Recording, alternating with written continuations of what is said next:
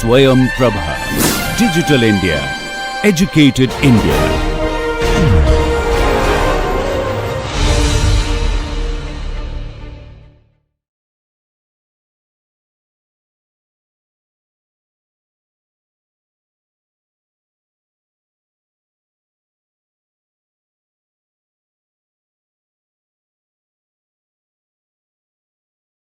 So here is now a tool, really nice tool. Actually, it's publicly available, and I've given Professor Aragappan the link.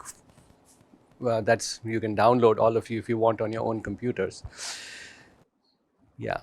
So here is a nice program, and you can use it.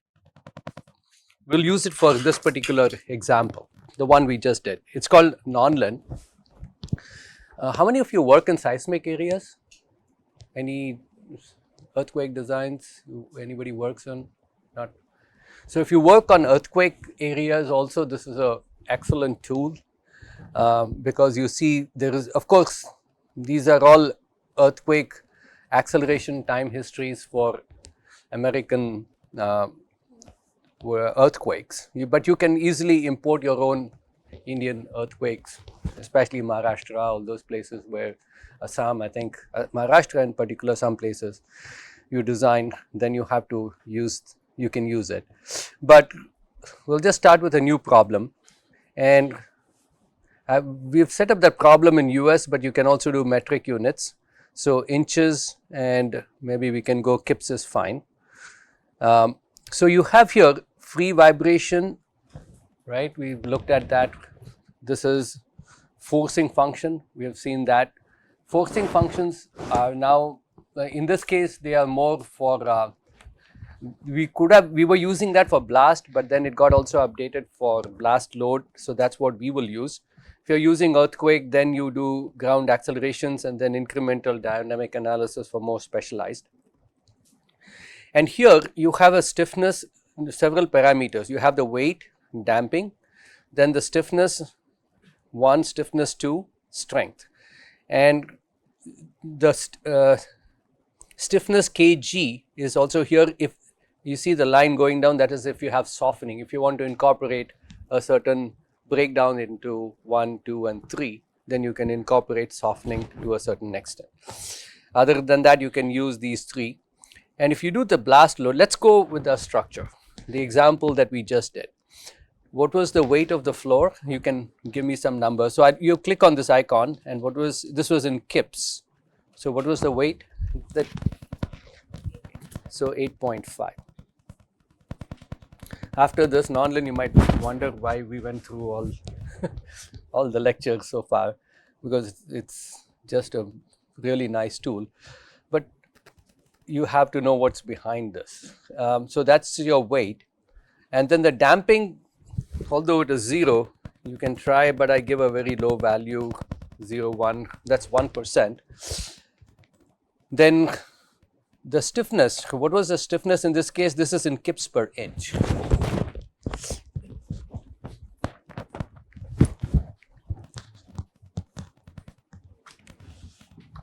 How much was it? 81.8. So 81.3. So make sure the units, inches and kips, so 81.3 kips per inch. And then, so it will automatically give you, your time period was 110 milliseconds we calculated. So this gives you 103 milliseconds. Then you have the frequency, the natural frequency in radians per second. And then I think that could be because of the damping, 0.1. Let's maybe change this to even lower. That might be where the difference is. No, that's not affecting. And then in the blast load, it's quite simple to apply, but you have to be careful on a few things. So this has a simple pulse. You can do bilinear pulses. So like if you're doing a wall load analysis, then you can do a bilinear pulse. So this is a simple pulse. Did I give you the pulse duration? Let's say the pulse duration was, first case, 20 milliseconds, right? Is that right? 20 milliseconds. And then the maximum, again the pressure pounds square inch. What was the PSI? 20, right? Or, okay. So that was 20 PSI.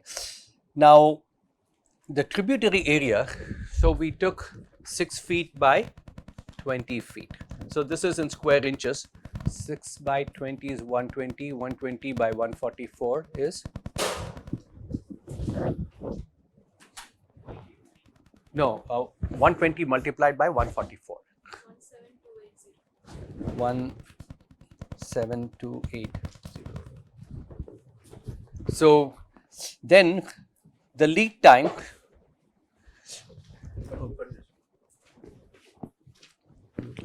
so the lead time, that's your rise time. Really don't have to give, I just given one number. And the scale factor, the scale factor, if you're, that's for tributary area. I think if you're inputting, I forget, is it for PSI to MS KSI, or let's check that. I know how I forgot that, but the scale factor is important. Ramp time. Ramp time is your lead time is arrival time. Ramp time is your rise time, and the scale factor. This is we're already providing in square inches, so I think we leave it as 1. And then if you plot it, so this is your plot, and the duration. If this is 20 milliseconds is what the total duration, but this duration is basically how long you want it to run. Even if you run it for 100, we'll check on this scale factor. So if you see the ramp time is 0.1. So we'll use this, and then if it is purely elastic analysis, now we had a triangular load, again elastic analysis. If you, then you have to just do linear, then those things get blocked out. If you choose non-linear, you have to provide a strength. We'll see the next couple of days. By Tuesday, you'll be, at least for by Monday or early Tuesday, we'll see how to do some strength calculations. And then the stiffness, there is no real estimate. It depends on how, if the steel structure, concrete, or whatever you think is an appropriate stiffness you can provide. But if we run this, so yeah, this displacement is way high. I think, I know that's where, let's go back here.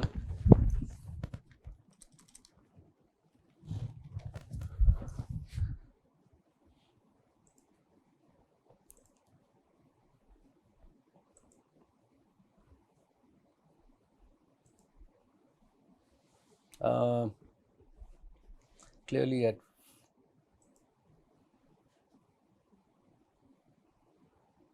so this is in, oh, okay, this is in milliseconds. Pulse duration is in milliseconds.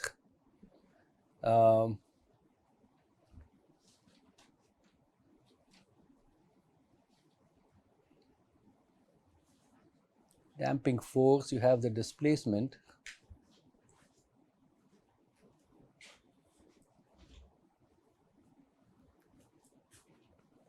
How did I forget that?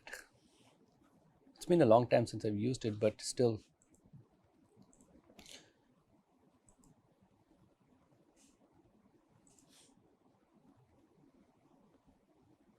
Oh, so it needs internet access for that. Let me look into that a little bit. I don't want to waste class time. The scale factor is what? I used to use 144, I believe. So that's why I put 1. Or this was converting, maybe it is milliseconds to seconds. Let me try that. Because all these calculations are in seconds, maybe it is that one. Let me try that. Okay, so seems to be more reasonable. So here what you see is you get a displacement of 2.526. We got how much?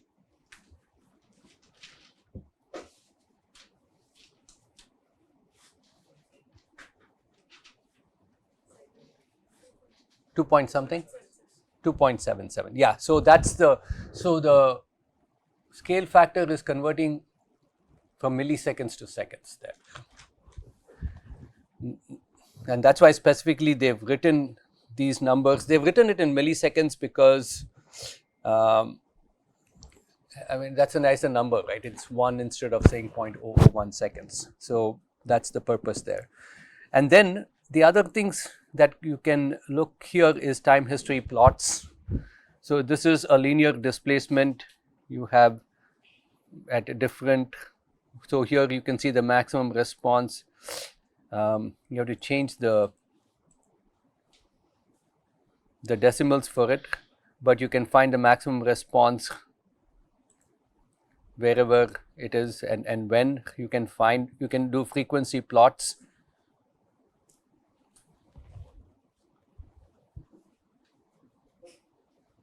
Here you can play around with it and see what this gives. You can then plot it to take it to Excel also. It's got some nice functionalities.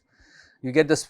So there are, we didn't have a damper, but if you want a damping force, we talked about that. You can get the damping because we gave 0.001 or something, right? So you can get that. Other things you can get yield. We haven't done any yield in this case, but and then if you now go back and we do another case where, what was the second one? The pulse duration was 60, right? So plot it and use and then run 5.49. What did we? 5.49? 5.3. So very nice tool to use. And we'll see when we do the yield part of it how to use this as a for basic calculations. Any questions? And we've looked at, for example, the effect of rise time. So remember this 5.3. So ramp time, let's say we have 5 milliseconds. Okay, before I do that, you can compare. So this is the displacement, and so the displacement is oscillatory up to, this is in seconds, times in seconds. We went up to 100, we don't have to go beyond. Now, so these are some other analysis if you're interested. It works in seismic. So now if I change the ramp time to, let's say 5, and then run it, let's see what happens. 5 point, it didn't change much, but the peak, remember, it doesn't change. But now the oscillatory part may be a little different. If you plot those two, you could maybe see the differences. Here we are not able to, but you can plot them and see the differences. What did we say? The ramp time is equal to TD, right? What is, it almost becomes static. What was the ramp time? Was very high, right? Tn in this case is 110 milliseconds. 110 times 3 is 0.3 milliseconds. So 300. So, well, let's give even 60 itself. Td equal to Tn. Duration is 60 milliseconds. Let's give that.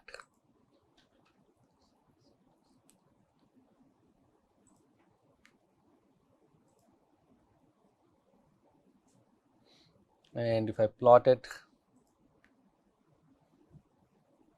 it's got inertial force plots, damping force plots. Yeah, you see how it has changed from 3 oscillations. The oscillatory response has reduced, but it has changed. And the graph that I had, it also shows in a similar way. I couldn't show it, but I'll upload a picture of the graph that I was planning to present. So we can do this yesterday's problem. We can work this in Nonland this afternoon and continue working on other aspects that we'll talk about. Just to explore, if you want, you have, that's your time histories. Other things it can do are hysteresis plots. There's no dissipation in this case. There's a little bit of dissipation, and then energy plots if you want. We are going to do some energy methods right now, and gives you a report that you can use, and something is wrong, so it kicked it out.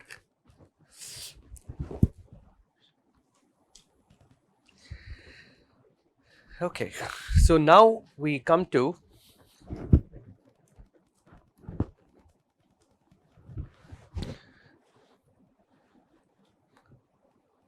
a topic that is used, is very interesting to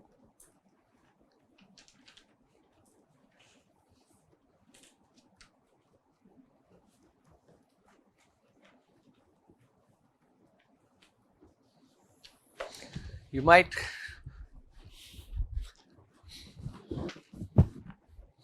see its usage not for design purposes, but mostly for assessment purposes.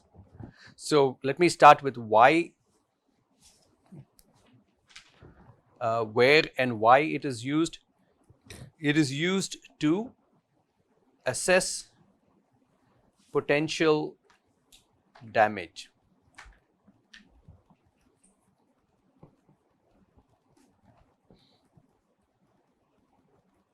Damage to a structure. And due to an applied pressure impulse or pressure time, instead of pressure time, here we take the pressure impulse load. You need to have standardized PI diagrams. It's commonly mentioned in this field. I don't know if in India they have developed these for Indian structures and materials. I mean, that's something I think if you want, you can consider this as a project for the future, Excel based, VB based, to develop, where you give a lot of sections and then it automatically draws. It takes a while to do it, but it can draw automatic PI diagrams. So this is just like it is based on a specific structure and its properties. When we talk of properties, we are talking of material and structural, geometry, boundary conditions, all those kinds of things.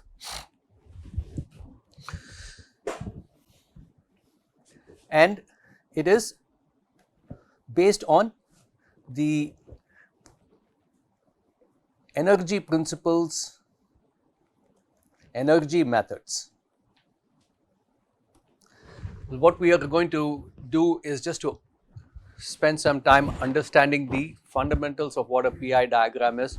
We are not going to be drawing a PI diagram. It is very difficult to draw a PI diagram unless you run hundreds of simulations. We'll see why. Energy methods and also impulse. So the really energy methods in engineering, as you know, whether it is civil or mechanical, is a extremely widely used principle for finite elements, is based on energy methods. So impulse, momentum principles. So if we, let me take a step back, quickly review broadly. You have loading a blast loading on a structure, and then you have the response. So the response of the structure is based on three different, you can either have a QS or a quasi-static. You can have a dynamic. We've briefly discussed this is a response regime. So the dynamic regime, quasi-static regime, or you can have an impulsive region response. Broad characteristics, TD is less than Tn here, and in this case TD is much greater than Tn. These are the two extremes. Again, we've seen wind, static are all. In terms of the equations, dynamic region is, the response is from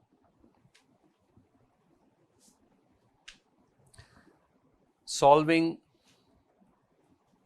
the ODEs. It's really hard to predict. It's like, even in weather, they say you can predict the next few hours quite accurately. You can predict after 3 days fairly accurately, but it's very difficult to predict that 1 to 3 day range. Similar phenomenon even here. The dynamic, because there also weather prediction is solutions of differential equations or partial differential equations and so on and so forth. So same overall concept. Now quasi-static methods, you can use the work done equal to the potential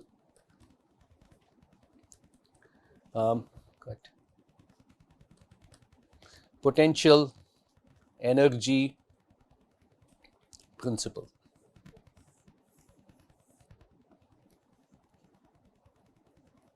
So that is the energy methods part of it. Whereas the impulsive response, this is where we use the impulse momentum principles.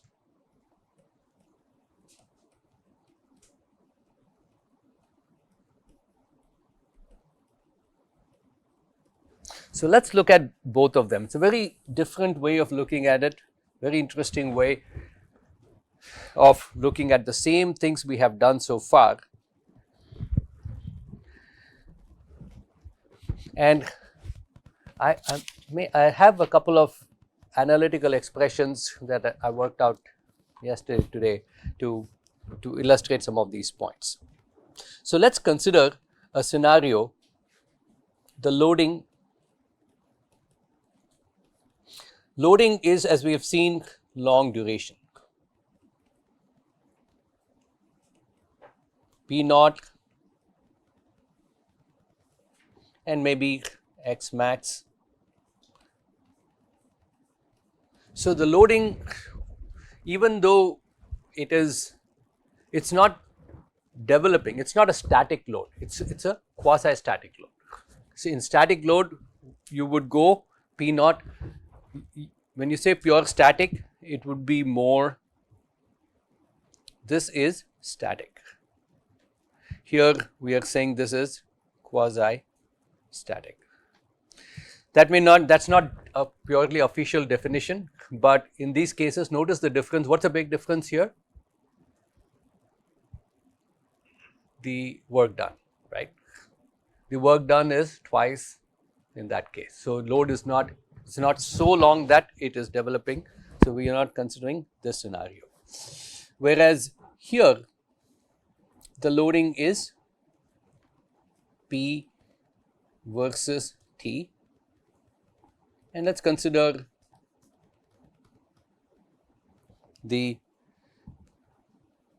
now here the impulse, this is pressure versus time, but the impulse is, let's say I, is 1/2 P naught T.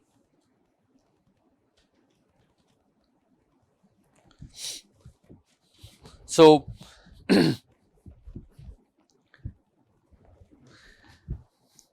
coming back here, the work done, we are considering a spring system. Here you have P as a function of time, and then this is going to go to X max or delta max. So, starting with the work done is equal to the potential energy. The work done is P delta max. I mean, you'll be off by a factor of 2 if you had taken it the other way, 1/2. This is equal to, what's the potential energy? 1/2 K, right? So, that's your potential energy. So, you get from here P is equal to 1/2 K delta max, or delta max is equal to divided by P over K is,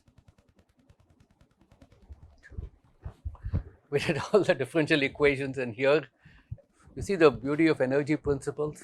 That's, if you've done courses in energy principles, this is the beauty of it.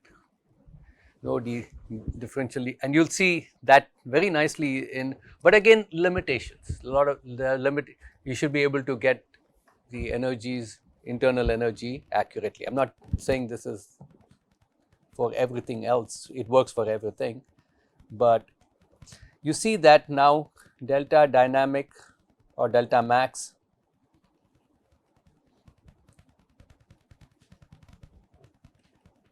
by delta static is equal to 2. Here now we go with impulse is momentum. What's my impulse? 1/2 P naught TD.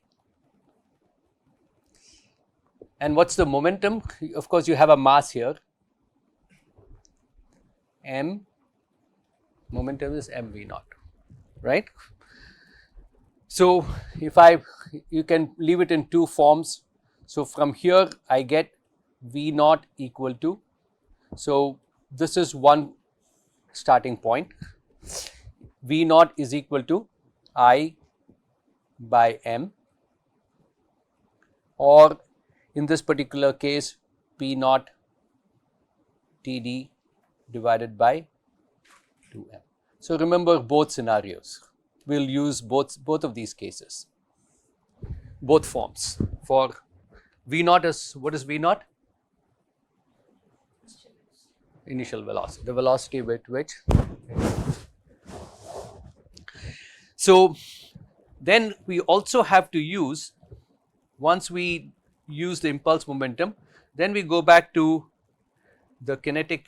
So, the transfer mechanism of an impulse is velocity gets transmitted as, instead of work done, it gets transmitted as kinetic energy. So, we start with, I have already written the word. Kinetic energy is stored as potential energy. So, that's how you build. So, the kinetic energy is 1/2 m V naught square. Potential energy is still the same, K multiplied by delta max. Again, all elastic systems. You can have PI diagrams, principles for elastoplastic systems as well, but this is. So, continuing to now, I can write 1/2 m, and I can either, let me see what I want to leave it as. I'll use the second form. V naught is P naught TD by 2m square is 1/2 K delta max square. So cancelling these and taking the square root, so I get square root of m P naught TD by 2m is equal to square root of K delta max.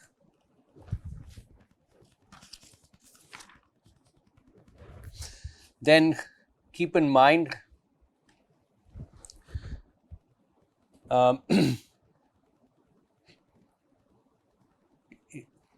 P naught TD by 2m is square root of K by m, which is omega n. So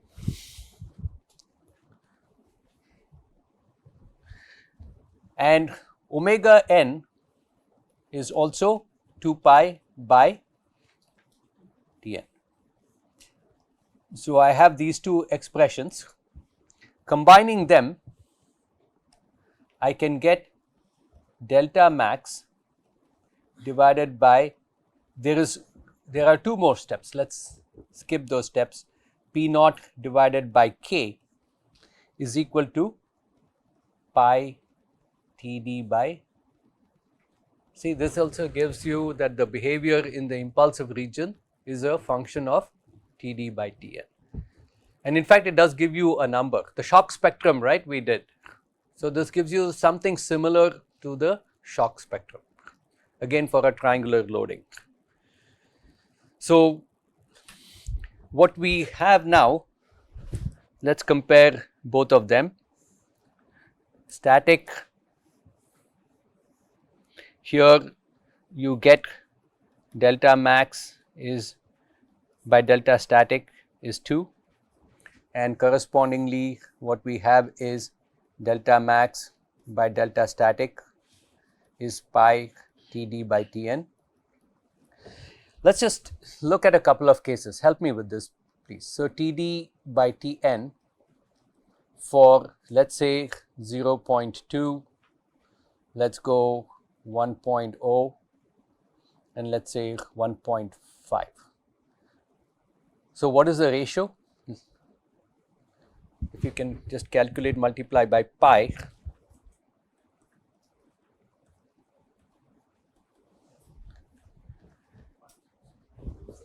.63. This is 3.14, right? And so this doesn't quite correspond to the shock spectrum that you saw, elastic shock spectrum, but it gives you some range of applicabilities, at least for 0.2. See, what region are we analyzing? Impulsive. Let's go back here. 0.2, what was the number we got there?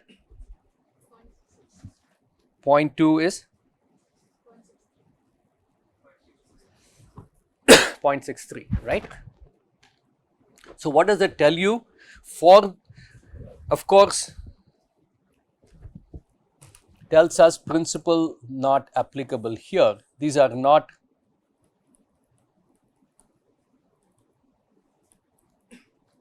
we would go only in the lower range, but clearly valid here. First of all, TD by Tn of 1 is not even in the impulsive region, but this simple principle works very well for, here is a simple equation if you are looking for to predict deflection in the lower regions, you already have it.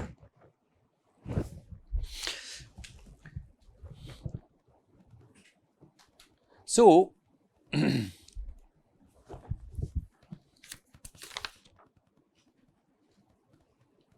okay, So if I plot, let's do this plot and then do another analysis. So if I plot this,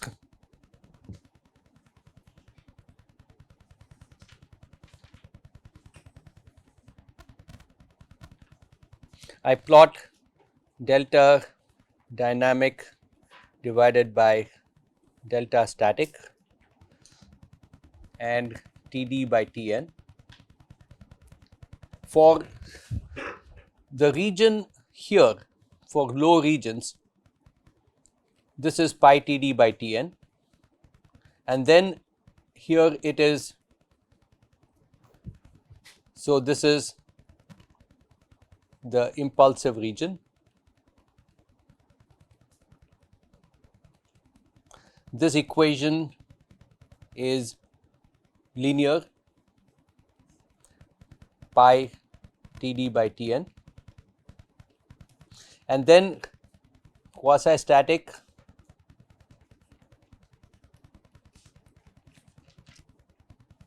it is asymptotic at 2. So the word, what word did I use just now? Slipped it in? Asymptotic. So the quasi-static region, this is the quasi-static asymptote.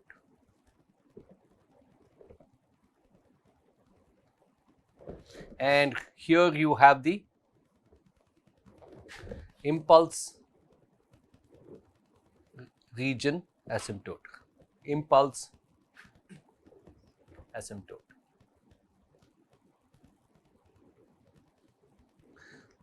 What happens in the dynamic region? We talked about, this is the dynamic region, QS, this is I, this is use ODE solutions, non-len things. Non-len is nothing but an ODE solver for you, applied to different cases.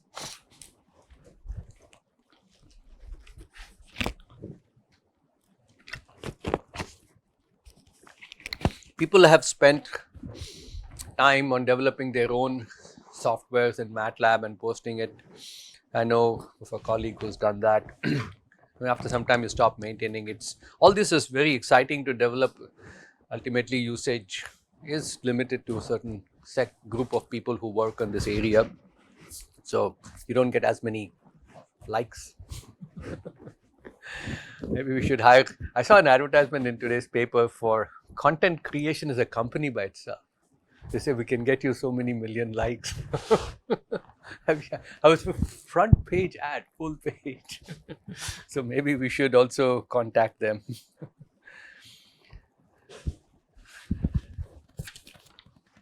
So I found this is a very nice example. Okay, how do you apply this to, what are some standard structures we use? Most structures can be broken down into simply supported cantilever, right? Anything else is an approximation. So, it's a build-up, but in many cases you can get a really good approximation using this. I'll show you for one scenario. You can try for simply supported later on. So, we'll call this energy solutions for specific structural components. I think this could be part of some of the tutorials are also developing as content is. Some of these contents I have not included in any of the courses, this course in the past. So this is all new, and I think we can base a tutorial out of this material now. So one is an elastic analysis. These are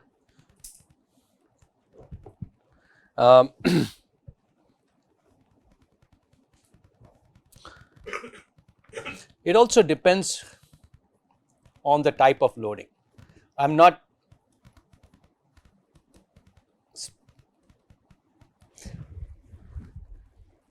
and boundary conditions, of course.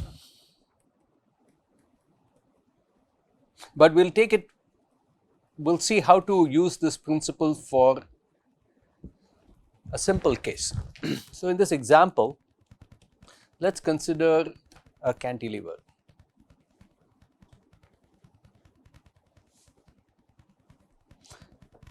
And the cantilever has L, B, and T. And this is subjected to either, like we did in the previous problem, that's why I said depends on the type of loading. We'll keep it generic. So let's say it is subjected to loading here, then you know it is PL cubed by 4 EI.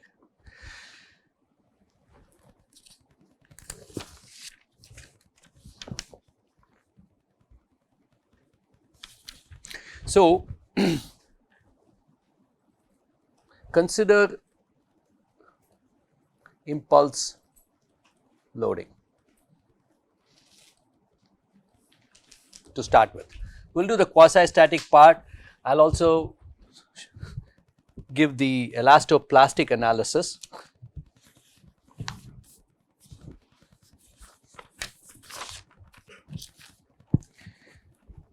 So the impulse I is mv naught is 1/2 p naught t. So from here we get v naught is equal to I by m. So this was the first. What is the second one? We said kinetic energy equal to potential energy. So 1/2 m v naught square is equal to 1/2 k delta max square, or 1/2 m v naught is I by m square is 1/2 k times delta max square, or simplifying a little bit more, I square divided by 2m, and this could be the reflected impulse. Say this is, let's say you calculate or you determine the reflected impulse. So IR divided by 2m is 1/2 k, again delta max square,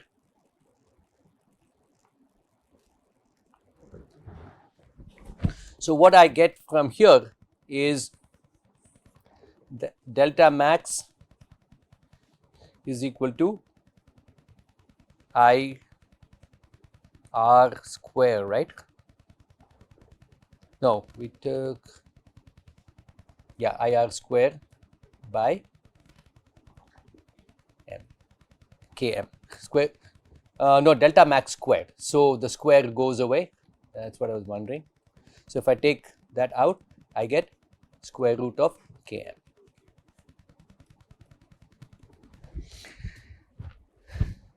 So now the mass is rho multiplied by the volume. The moment of inertia is, I forgot. Okay, BD cubed by, making sure you're awake, BD cubed by 12. So I can write this as the, now K, this is where I said it depends on the loading, right? It could be PL cubed by 3 EI if it is a point load, or some equivalent load multiplied by L cubed by EI. I don't remember the constant, some C1, let's say, right? Or C0, some constant. So in all these cases, here you have a constant. I can write my K is equal to some constant L cubed by EI. So dependent on the loading, I can you can generate those constants for whatever you want. So now I come back here and let me expand Km before I take a square root of it. Is it expression for delta or k? I've just taken L cube by 3 EI, this part of it. Oh, yeah, you're right.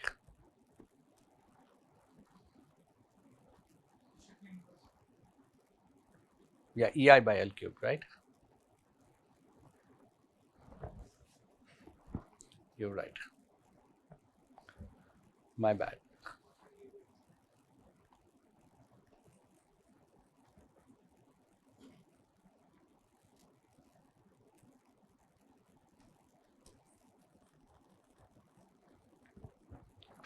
So this is some, let's just put it as some constant EI by L cubed.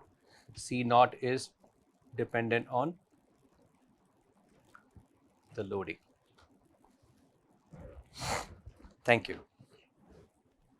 So expand Km. So Km is a constant C naught EI by L cubed, and the mass is rho multiplied by B d L. So let's continue to expand this out. This becomes L square. So C naught, then you have E multiplied by rho,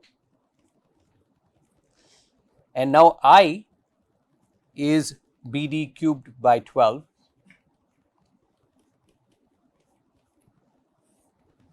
So now if I club the geometries, B square D power 4 divided by L square. Am I missing anything? 12. So let's make this constant C1. So keep it generic. So I like to separate, you see what I'm doing here? I like to separate components, geometry, properties of material properties. You put them all in one clubs, different clubs, it becomes easier to work with it and visualize. So now what I get is, this is Km. So square root of Km is C2 square root of E times rho multiplied by B d square divided by L. So what do I get now? Combine this one, combine this one, and I now get a nice expression without going through differential equations. So I get delta max is C2 L over D IR by square root of E rho multiplied by D. So the L by D ratio for a cantilever, remember that's important to define, longer than is a cantilever, so bring that down. Rho is the density of the material. So now you have impulse driven deflection equation. Everything else is geometry and boundary conditions. And once you start combining numbers, all these 3 and 12 and all these things are there, 48, ultimately you might see the range of C2 becomes very small. You won't see much variations in it. You can try a couple of different cases and see. And here, so C2 is this much. And I didn't have time to get to a numerical part. Maybe we can take this and put this, we can develop an equation tutorial on this, right? It might be able to do that. Might be a good exercise. Do you agree? Then let's look at the other scenario, quasi-static. Again, applying impulse momentum and energy principles. So we are looking at work done equal to potential energy. So the work done in this case, quasi-static, it depends on again how long TD is. Work done could be either 1/2 K delta max. So the work done is 1/2 K delta max. And on the other side, you have potential energy is 1/2 K delta max square. No, work done we said was K delta max. Potential energy is 1/2. So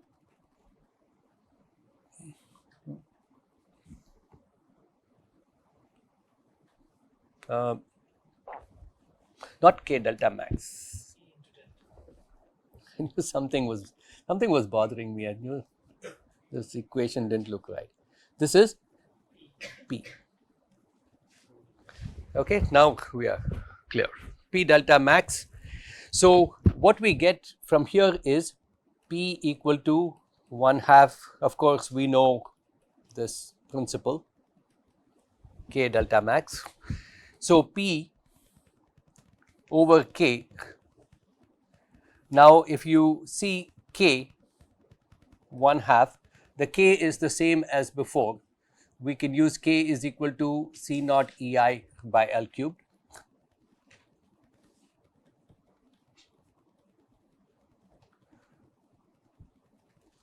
And delta max, and so this is 1/2 C naught E by L cubed.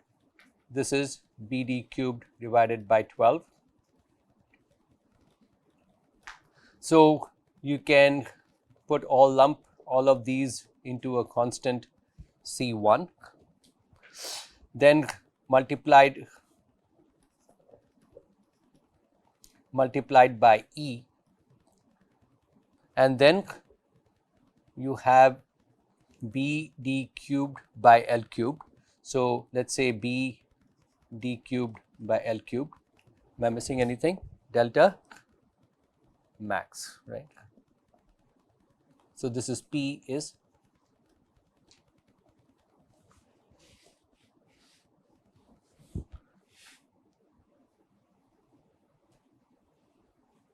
so from here I get delta max is equal to the applied, now this is in terms of the applied pressure. Previously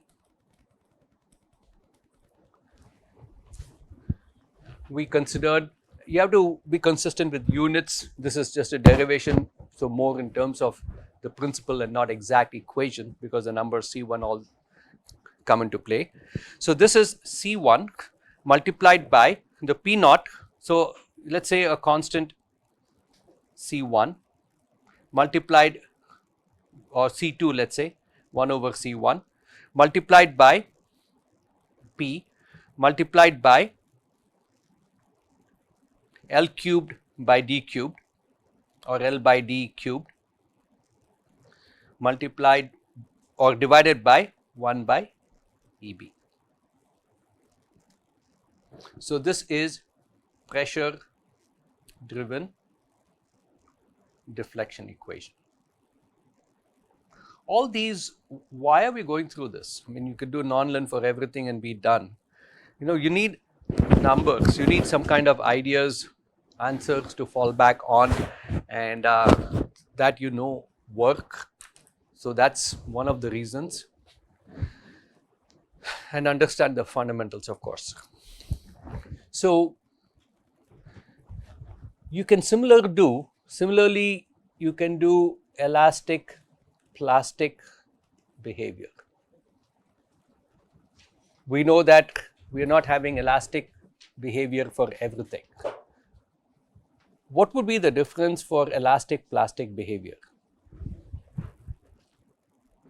How would your P delta, let's assume rigid plastic. Have you heard of rigid plastic behavior? Yes, no? Yeah. So, it's going to, elastic behavior we all know. Rigid plastic, it's good to know because these are some things that we can apply in non-net. So, this is rigid plastic. So, basically up to P naught, this is what we would call delta Y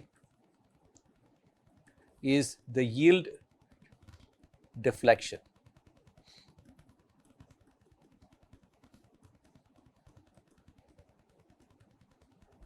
And delta Y can be calculated as P naught divided by K. So, in your problems as we apply it next week, you can calculate your yield deflection based on the resistance of the of whatever structure it is divided by the stiffness of the structure. And then this is delta max. Remember that your ductility ratio was delta max divided by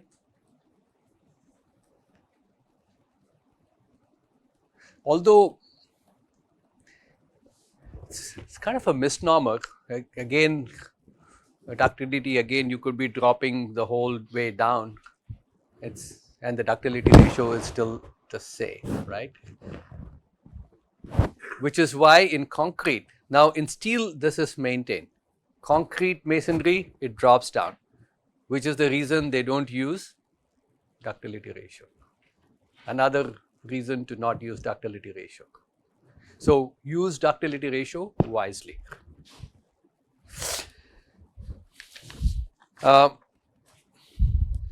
So, when you now, once I have drawn this, this is rigid plastic behavior, elastic of course and rigid. Most commonly all your steel, I section steel behaviors is rigid plastic behavior. So, what is the difference between elastic and elastoplastic? If you are doing, let us say, the quasi-static principles, where would the differences be?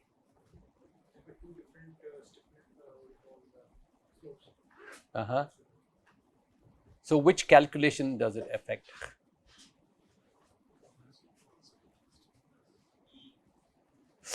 The work done, right? See here the work done is P delta max.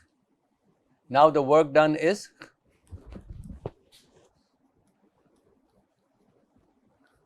one half P delta Y plus P times delta max minus delta Y, where we know delta Y is equal to P divided by K. So, it adds another layer to it. Now, you can all, this is your yield stress. So, this is Py.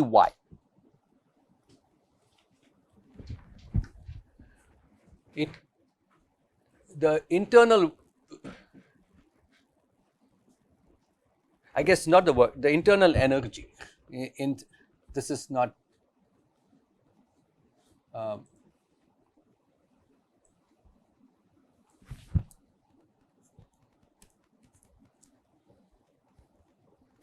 this is the, what have we called it, work done potential energy.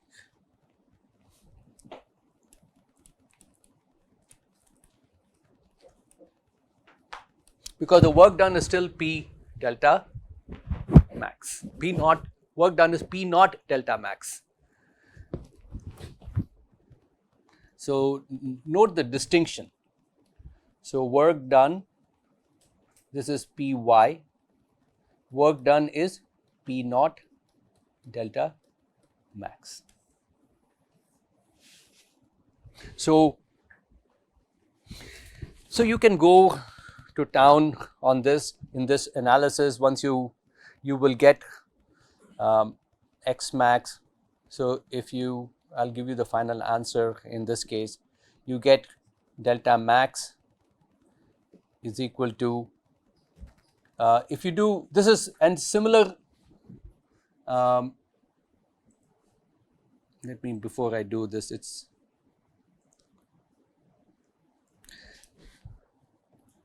so perform a similar analysis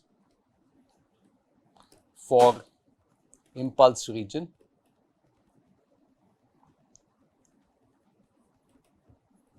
and you can get for the impulsive region the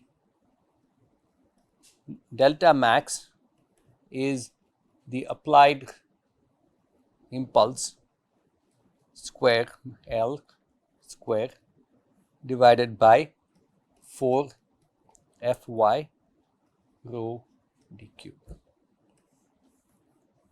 So even for that region you can get, if I see if I can get some numbers done. In the first case, let me mention, forgot to mention, C2 here is approximately 3 in that range, just to give a range of ideas.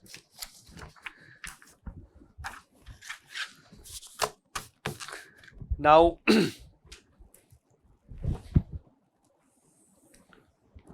so once you have, we haven't touched the impulse momentum diagrams. So in practice, again, this could be a little different from the earlier definitions. The response regimes can be broadly classified based on what we have done now. Let's say this is your region. Qualitative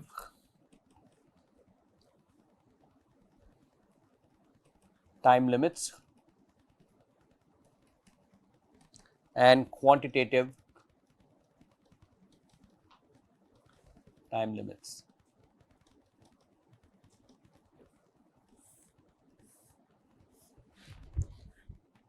So if it is impulsive region, what we have seen is the delta max by delta static is pi Td by Tn. Here this Td by Tn very small, and we had said Td by Tn is 0.1 in terms of omega n Td 0.4. Then the dynamic region,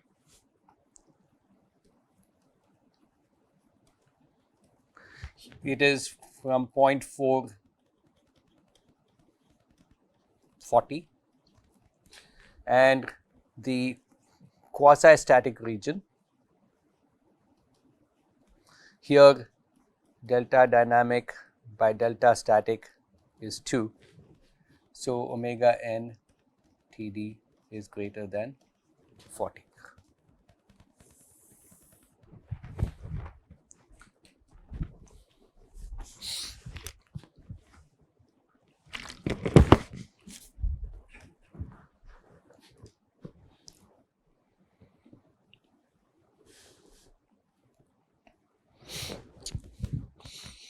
So we had seen in terms of Td by Tn as 0.1, 0.1 to 1 and more than 1. I think I'm just trying to see if I'm missing anything from what I wanted to say, but yeah, okay, all that is covered. So let's get introduced to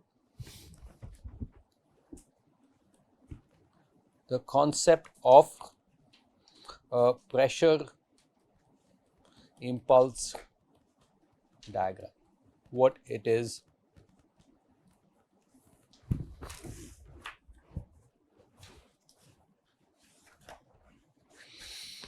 trying to see, we might not be able to go all the way, but that's okay. 12:45, right? Yeah, it's about 15 minutes, okay.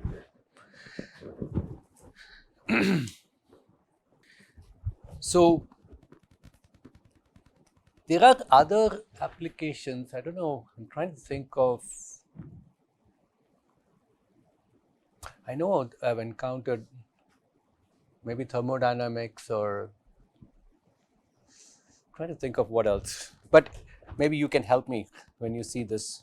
So very specific to, when I say specific,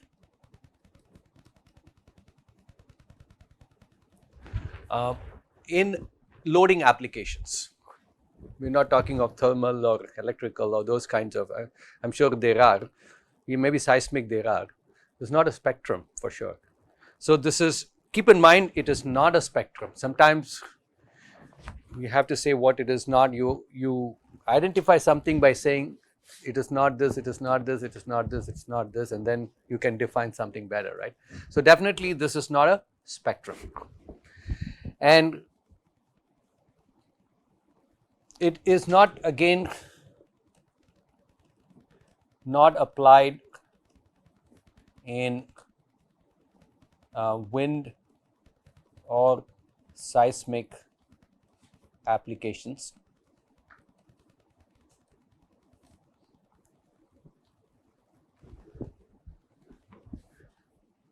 And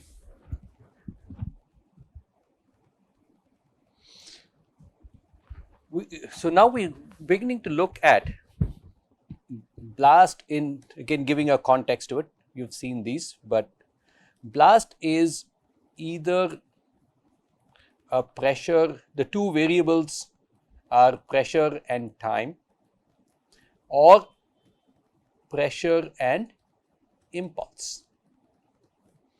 This is a history plot, whereas this is two specific variables.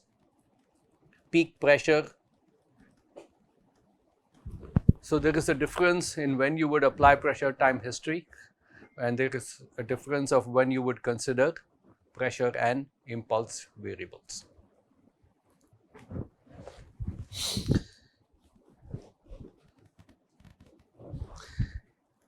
Now, maybe I should say how to prepare this later. Okay.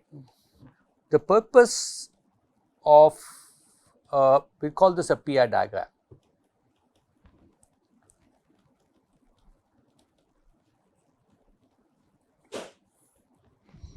Is one,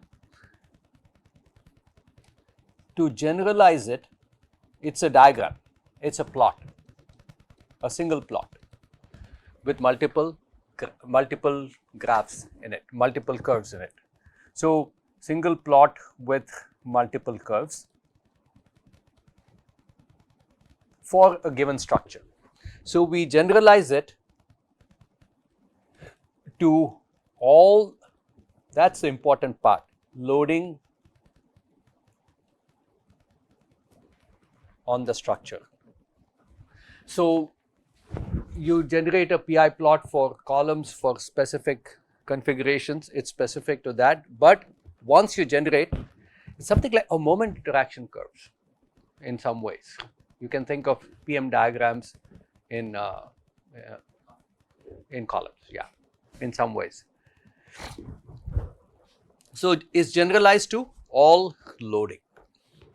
And there's slight differences. PM diagrams are not necessarily used to assess damage, but the purpose here is to assess damage, there it is to actually design. So there is an application difference, but similar in idea. Then the generalization is done by non-dimensionalizing and the variables. Basically the pressure and impulse. And finally, this plot, the PI plot, is used to assess or predict damage given pressure, impulse, loading.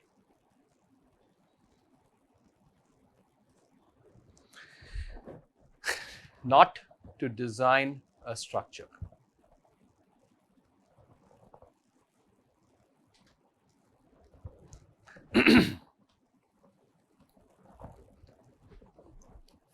So, where is it useful? You have an existing structure, and then you know its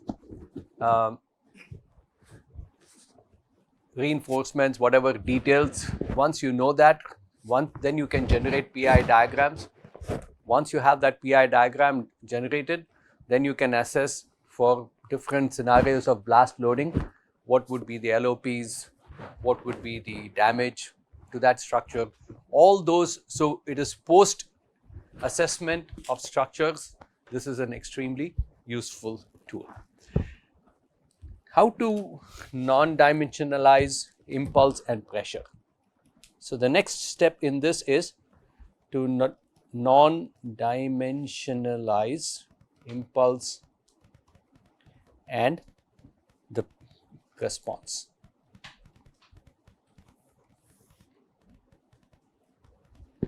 So on the x-axis,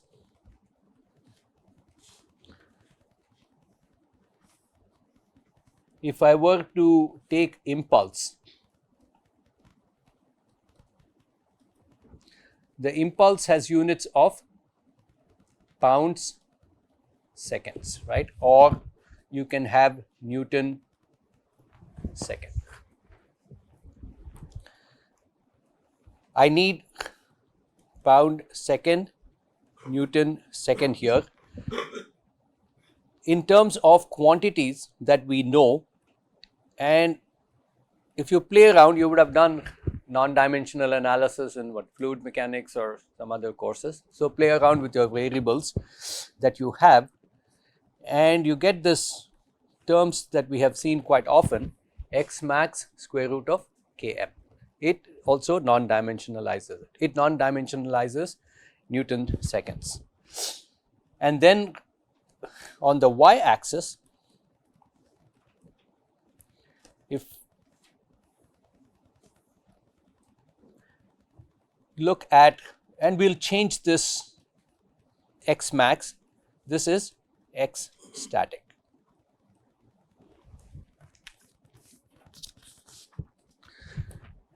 Which is nothing x max k divided by p naught.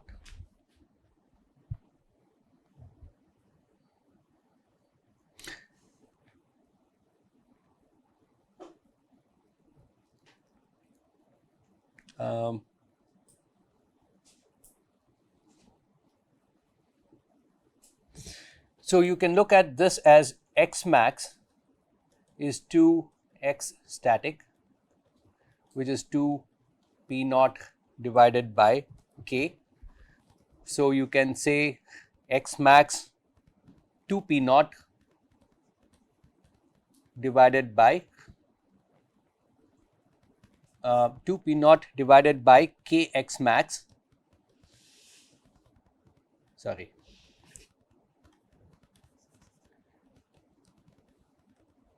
K x max equal to 1. No, 1 is not there.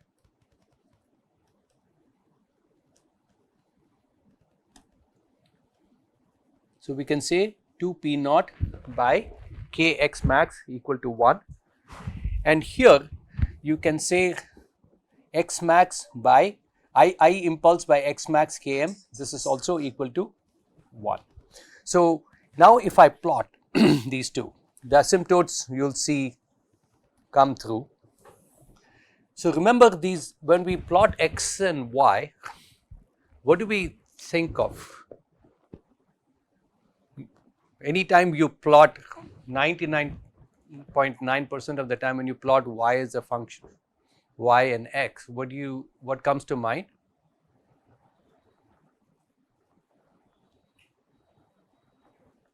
Y is a function of x, right? But keep in mind here it is not. Y is not a function. It will help you. For me, it took a little while to wrap my head around what this represents, because then I realized I'm thinking y is a function of x. But here y is not a function of x. There are two independent variables, x and y are two in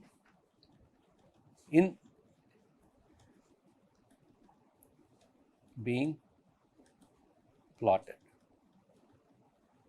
in the same graph. So say this is 1.0, you're plotting I divided by 2, x max square root of km, and here I plot 2 p naught by k x max, and I have this 1 and 1. So between this it forms so this is a PI diagram, a PI curve.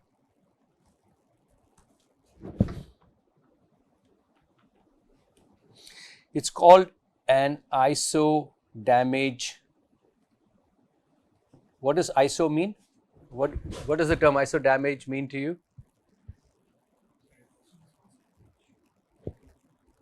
So here damage is deflection. So if you were to describe this curve, one sentence, we'll take 2 attempts. What does it describe? An iso damage curve represents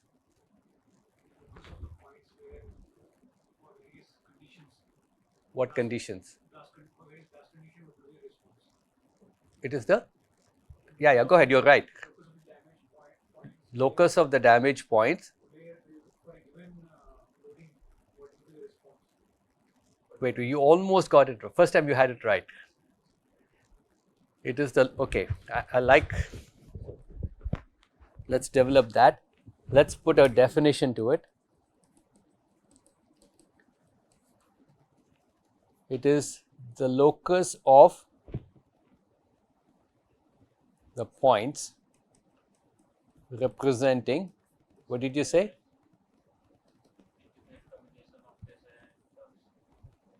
Yeah, representing the same damage or deflection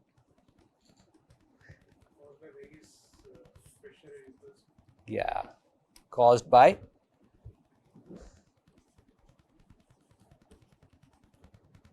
various combinations of pressure and impulse. Very nice. Don't think you'll find this definition in any books, but well expressed. So time really flies. So this could be, for example, let's say delta max equal to 2 inches. This could be a curve for some other delta max. Let's see. So what does this mean? Various combinations. If you look at it, you are saying P naught TD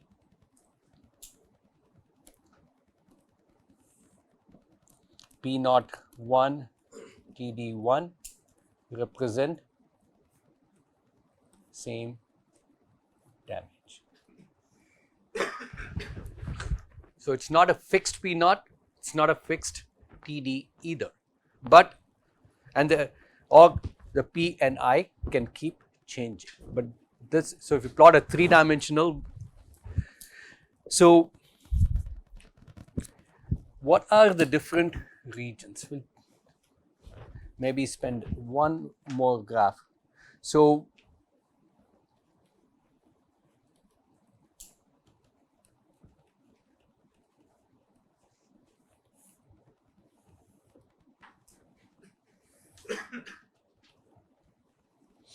we've seen that it has two asymptotes, and will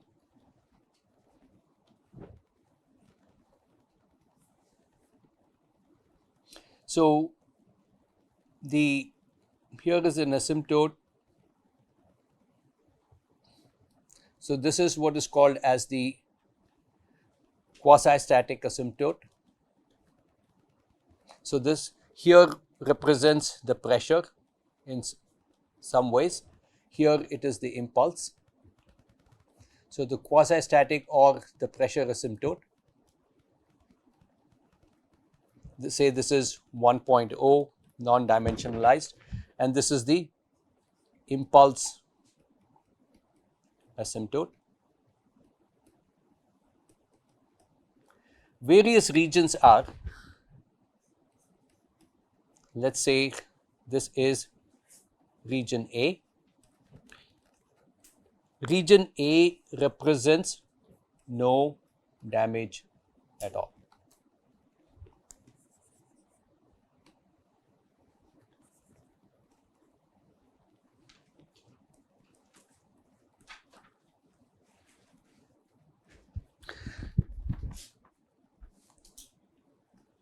Region B is here. Region B represents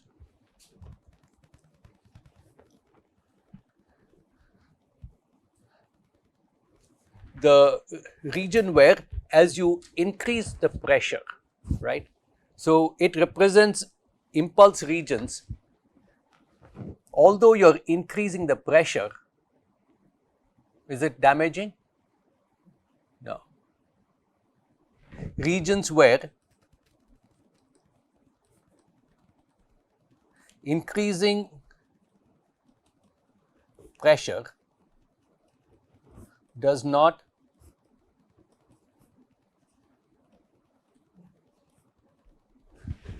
we are talking damage is the limit. There is a limit to it, right? We are not talking, yes, deflections are different, but it's not now, we are assessing damage. So I can increase the pressure and there is no, same thing in this region, C. This is low pressure region. C is increasing impulse or the duration does not damage the structure. Low pressure region.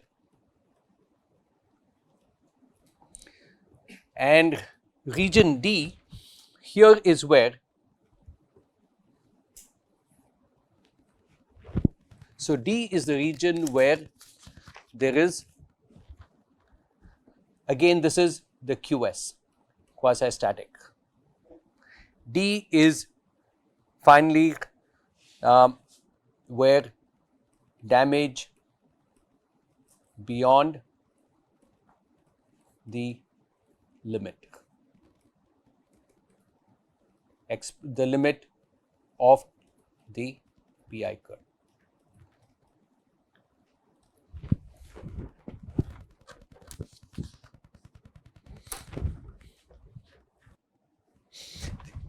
So one thing it does not do is to help you calculate delta max. That's another thing that this is not going to, you're not going to use a PI curve for delta max, is to connect these two. So next class is connect PI diagrams to LOPs. We used to have a tool that would generate these diagrams, but unfortunately that works only on Windows 7. And yesterday I was talking to Professor Aragappan, and he was saying there's a way to simulate Windows 7 on a Windows 10 machine, but I don't have the program now. But anyway, that's out of distribution also, so I'm not allowed to use that also. But it also gives you ideas of how you can generate. We'll talk a little bit more about it on Monday.